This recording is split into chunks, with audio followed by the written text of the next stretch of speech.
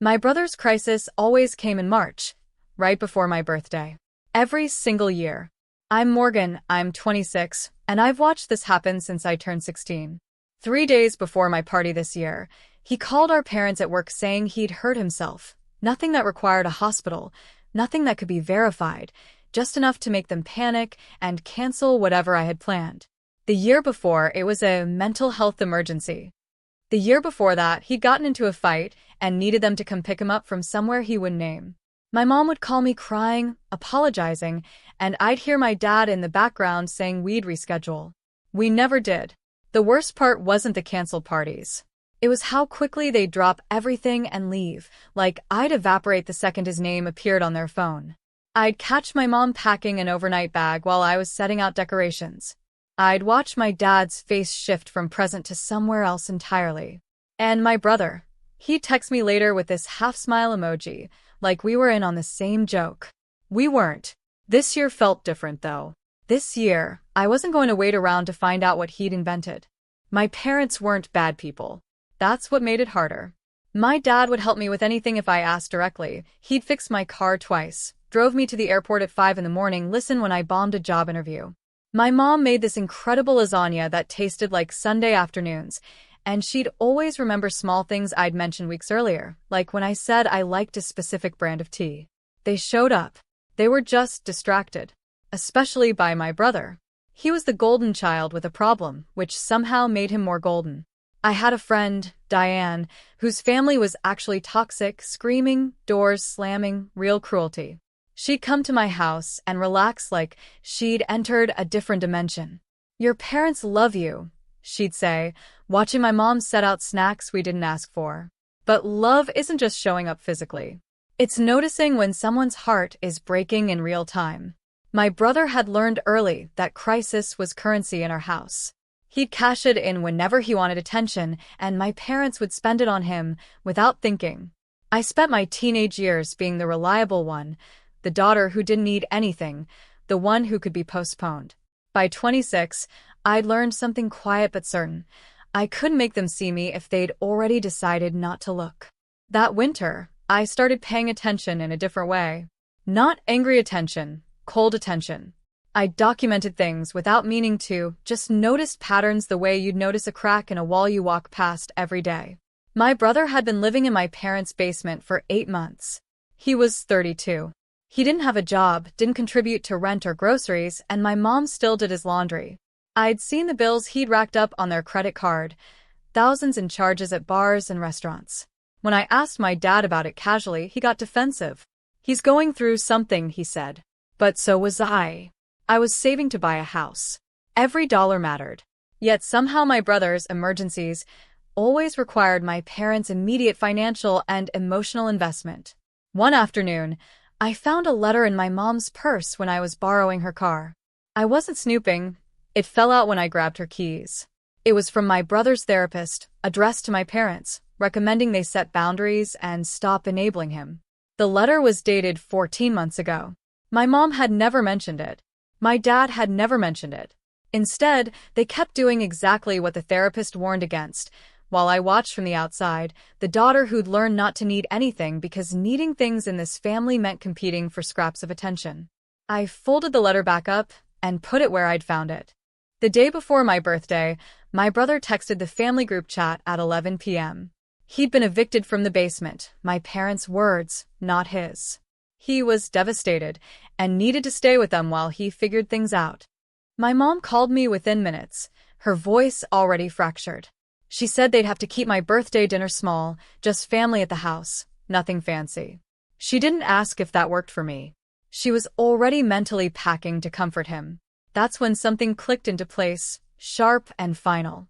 I pulled up the therapy letter I'd photographed weeks earlier. I don't know why I'd done it. Some instinct I didn't question. And read it again. The therapist had been explicit. "Your son is manipulating you through manufactured crises. You are funding his avoidance of adult responsibility. This pattern will not stop unless you stop participating in it." My parents had received professional guidance and ignored it. They'd chosen to keep enabling him. They'd chosen that over showing up for me, over and over for a decade. But what struck me harder was this. They'd made a conscious choice. This wasn't accidental neglect. This was active selection. My brother needed crisis to feel important, and my parents needed to be needed in that specific way. I was the obstacle to that dynamic.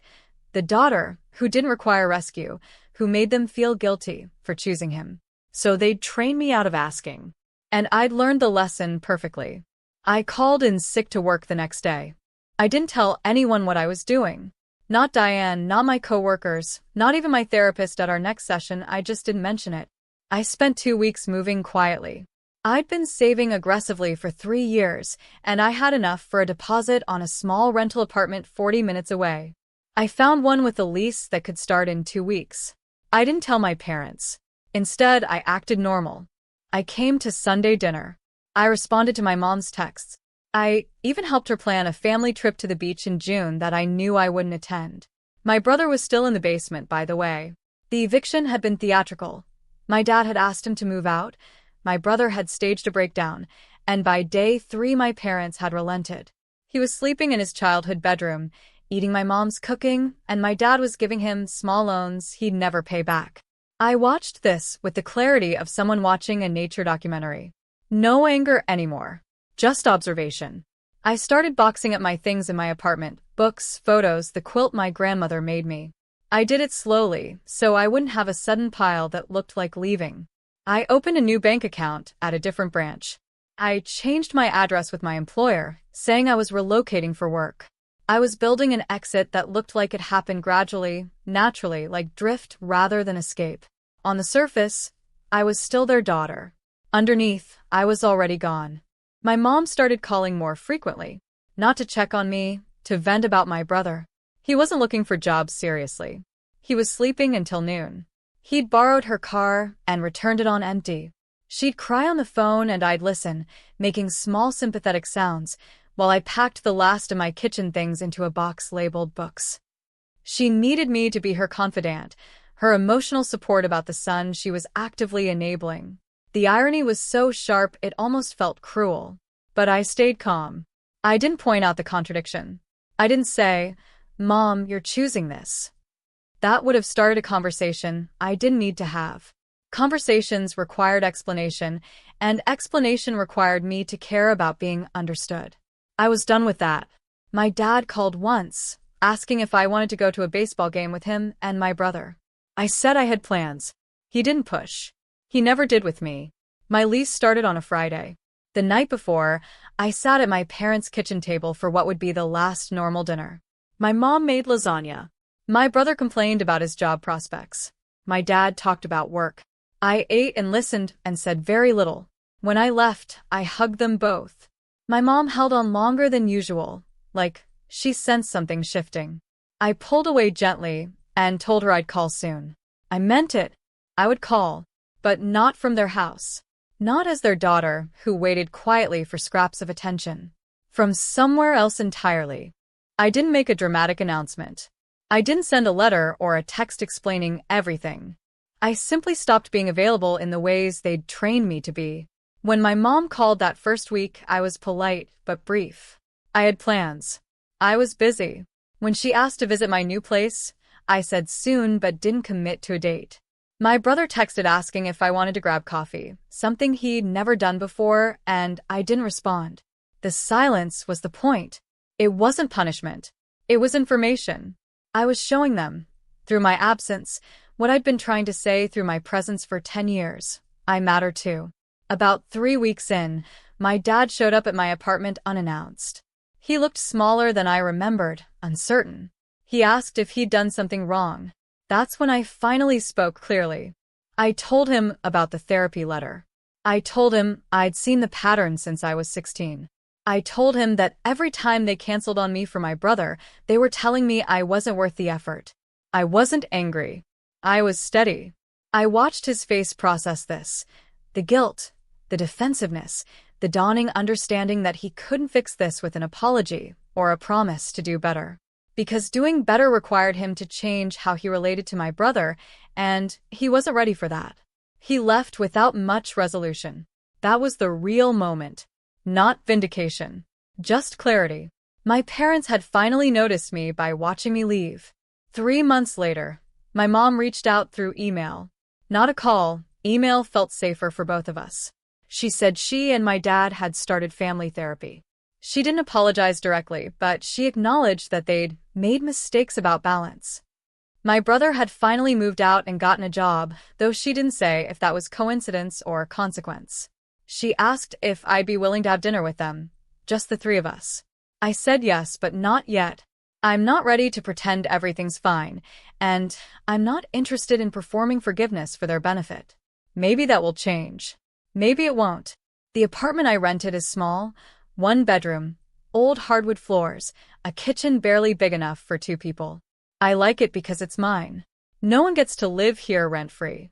No one gets prioritized over me. I see Diane every other week. I'm dating someone who remembers things I say and actually follows up. I talk to my parents once a month, and the conversations are lighter because they're shorter. I've set a boundary that feels almost too simple. I show up for people who show up for me. It doesn't feel like revenge. It feels like self-respect. My 27th birthday is next month, and I'm having a small dinner with friends. My parents asked if they could come. I told them I'd let them know.